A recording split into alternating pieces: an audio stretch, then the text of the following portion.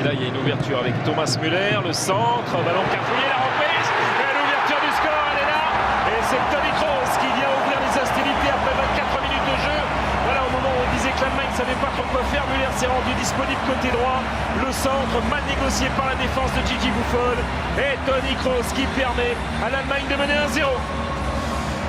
Allez, comme samedi face à l'Angleterre, c'est Toni Kroos qui vient décanter la situation sur une frappe lointaine. Le centre inspiré de la part de Thomas Müller pour ce 11e but en sélection pour Toni Kroos à l'occasion de son 64e match pour la nationale Mannschaft. Une nouvelle fois la qualité de frappe du joueur du Real Madrid pour venir faire la différence face à Gianluigi Buffon. Ouais, c'est Leonardo Bonucci qui relance mal ce ballon directement sur Toni Kroos qui avait marqué en novembre 2008 avec les espoirs allemands. Müller, à droite il y a Rudi Müller, passe un petit peu aveugle et but. Ouais, but pour l'Allemagne avec Mario Götze que l'on attendait comme un renard. 50e sélection, 17e but inscrit. Voilà, peut-être au plus mauvais moment pour la formation d'Antonio Conte. Allemagne 2, Italie 0. Ouais, et l'on a pu apprécier une nouvelle fois, Philippe, le coup de génie d'Thomas Müller qu'on n'a quasiment pas vu dans cette première période. Et regardez, ce ballon piqué pour venir trouver la tête du mètre 76 de Mario Götze qui vient s'infiltrer dans une défense très passive de la squadra Azzurra. 2 passes décisives pour Thomas Müller et 2 buts pour l'Allemagne signés Toni Kroos et Mario Götze, qui dans un match extrêmement important, on le rappelle, 50e sélection, lui qui n'a quasiment pas de temps de jeu avec le Bayern Munich, eh bien vient se signaler de quelle manière auprès de Joachim Löw. C'est un break très important réussi par les Allemands. Et on sent qu'il est heureux, Mario Götze, qu'il est libéré. Ça sera le 30 mai prochain. Et De Silvestri également qui va faire son entrée du côté de l'Italie avec ce très bon ballon pour Draxler, peut-être son dernier. Draxler dans l'axe, c'est 3-0. Et ben voilà, c'est la montée d'Ayana Sector, 12e sélection et premier but sous la maillot de la Mannschaft. 3-0 au moment où les hommes de Löw étaient en train quand même de souffrir peut-être. On voyait les Italiens se rapprocher du but de Ter Stegen. Ça fait mal, très mal, ça fait 3-0 pour les Allemands. Ouais, et on a apprécié la grande classe tactique, technique entre Julian Draxler et Mario Götze. C'est toute cette jeunesse flamboyante du football allemand avec le râteau de la part du joueur du VfL Wolfsburg. Remise parfaite de Mario Götze, le ballon à destination de Jonas Hector. Et quelle justesse dans l'extérieur pied droit de Julian Draxler pour ce 3-0 qui fait mal, hein, qui fait mal à cette formation italienne, oui, comme vous l'avez dit, qui avait quand même dominé depuis le début de cette deuxième période, qui conduisait le jeu. C'est vrai que tous les regards sont tournés vers les attaquants italiens. C'est vrai que depuis la disparition des Pippo Inzaghi et consorts, il n'y a plus ce réel buteur.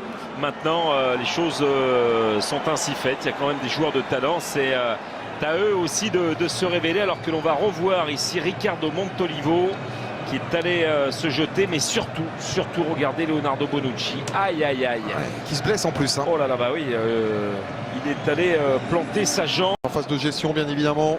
3-0 en faveur de l'équipe de Joachim Löw. Oh, attention, peut-être 4 ici, avec la sortie de Buffon et penalty. Gigi Buffon qui est allé crocheter le latéral droit.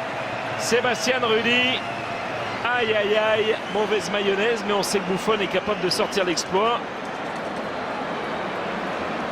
Quel ballon et quel caviar de la part de Toni Kroos. Et derrière c'est compliqué hein, sur cette récupération. Faute quasi inévitable de la part de Gianluigi Buffon. Imaginez que c'est quand même Bernardeschi qui vient défendre. Il y a quand même un problème, hein. C'est lui qui s'est jeté là. Et faute de Gigi Buffon. Nous voici à la 74e minute. Nous voici en route peut-être pour un nouvel exploit. Et un 4e but encaissé en l'espace d'une quinzaine de jours à peine ici par Gigi Buffon. C'était face au Bayern Munich. Là c'est face à la National Mannschaft. Et c'est Özil qui va tenter d'aller inscrire ce 4e but. C'est parti, le coup de sifflet. Et Özil, contre-pied, ça fait 4-0. Alors là, c'est un cauchemar qui est en train de se dessiner pour les hommes d'Antonio Conte. Parce que vous pouvez perdre un match, mais là, ça fait mal. Ouais, on voit la retenue aussi pour les champions du monde allemands, dont on rappelle effectivement le premier objectif dans cette rencontre, c'était de se rassurer après la piteuse défaite à domicile samedi face à l'équipe d'Angleterre, alors qu'ils avaient largement le match à leur portée, en main, après avoir mené 2-0. Cette fois-ci, il y a quand même beaucoup plus de sérieux. Skopje d'ailleurs qui faisait partie du groupe de la Mannschaft victorieux, les derniers victorieux. Ah ouais. De l'Italie avec ce but magnifique du pharaon Stéphane El Shaarawy, 4-1. Ter Stegen s'est fait piéger. Voilà la clé peut-être pour l'Euro viendra peut-être de cet homme. Alors tellement critiqué et décrié par ceux qui n'ont pas suivi sa carrière. Parce qu'ils n'ont jugé sa prestation qu'à Monaco. À Monaco, il revenait quasiment 2 ans de blessure. 2 opérations à la cheville. Il n'a jamais joué dans le même schéma. Il n'a jamais joué avec les mêmes partenaires autour de lui. Mais on avait senti des qualités qui commençaient à revenir.